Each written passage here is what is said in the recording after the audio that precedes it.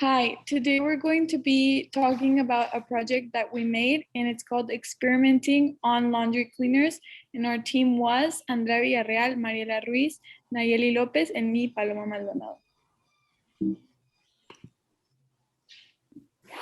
Our hypothesis. If there is a bar of laundry soap and two different commercial brands of detergent, the bar of natural soap will remove a coffee stain more efficiently. Soap is an original surfactant. That means that its molecules contain a hydrophobic. One of them repels water and the other don't.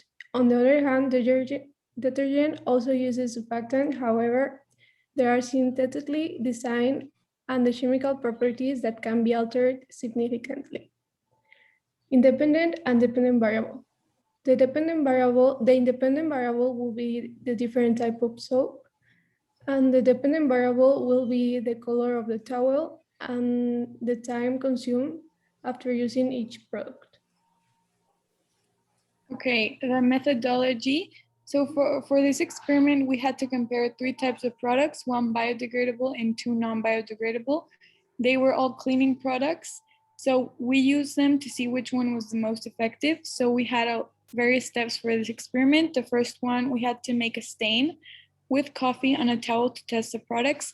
Then we applied some of the stain and the cleaning product onto the stain. We added water and started scrubbing.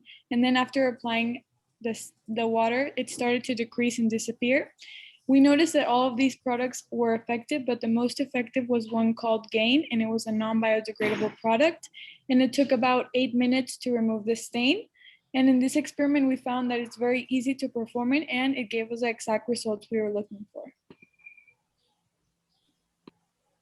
To have better control of the information that we were obtaining, we decided to keep a graph that helped us remember to obtain record. The graph was divided by product, test 1, test 2, and image. These two guide us chronologically through each topic that we were collecting, always informing each other members of the team to gather ideas and reach better conclusions. We can demonstrate that the hypothesis was not precise. We assumed that the bar of soap would remove the coffee stain more efficiently because it contains a natural surfactant instead of a chemically designed one.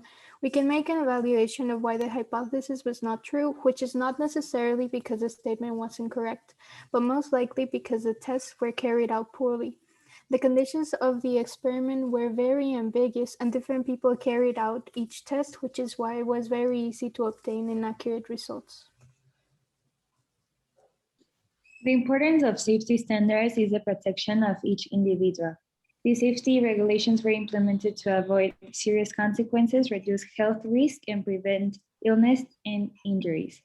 In this experiment, we used latex gloves, which gave us the protection for the skin, so the skin isn't exposed to any dangerous chemicals that can produce rashes or any other type of defects. We made sure to protect ourselves, and if we had any contact with the detergent, we wash it right away.